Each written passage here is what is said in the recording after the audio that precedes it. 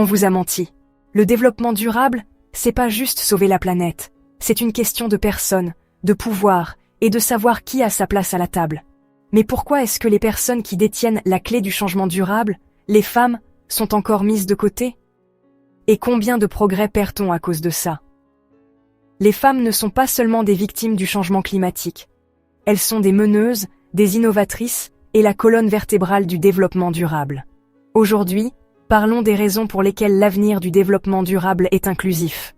Et pourquoi ignorer cette vérité nous coûte cher à tous. Bon, soyons francs, quand la plupart des gens entendent « développement durable », ils imaginent des poubelles de recyclage, des panneaux solaires, et peut-être ce pote qui n'arrête pas de parler de compost.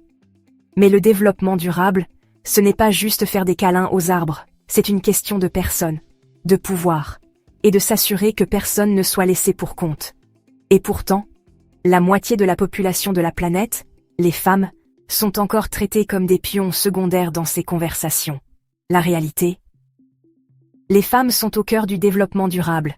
Elles gèrent des foyers, dirigent des communautés et stimulent les économies, mais elles sont constamment bloquées par des systèmes dépassés qui refusent d'évoluer. Lorsque les catastrophes climatiques frappent, les femmes sont souvent les premières et les plus durement touchées.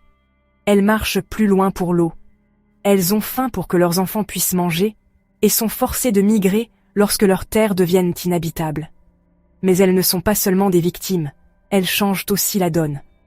Les femmes dirigent des mouvements locaux pour le développement durable, font pression pour des politiques progressistes, et prouvent à maintes reprises que lorsqu'on investit en elles, des communautés entières prospèrent. Des études montrent même que les pays où il y a plus de femmes au poste de direction ont des institutions plus solides, moins de corruption et des politiques qui profitent réellement aux gens. Choquant, non? Et ne me lancez pas sur l'éducation. Quand les filles reçoivent une éducation, les taux de natalité baissent, les économies se développent, et la conscience environnementale monte en flèche. Pendant ce temps, dans l'agriculture, où les femmes produisent près de la moitié de la nourriture mondiale, on leur refuse toujours l'accès à la terre, au crédit et aux ressources de base. Alors même que leur donner un accès égal pourrait augmenter la production alimentaire mondiale de 30%. Les obstacles? Des siècles de normes culturelles, d'inégalités systémiques et des espaces de prise de décision qui ressemblent encore à un boys club exclusif. Mais voici la bonne nouvelle. Le changement est en marche. Les femmes mènent des grèves pour le climat, luttent pour la justice environnementale et prouvent qu'une approche inclusive des genres n'est pas juste une bonne idée, c'est la seule voie à suivre. La question n'est plus de savoir si l'on doit donner la priorité aux femmes dans le domaine du développement durable. C'est de savoir à quelle vitesse on peut y arriver. Je vous laisse en discuter dans les commentaires. Quel est le plus grand obstacle au leadership des femmes dans le domaine du développement durable là où vous vivez?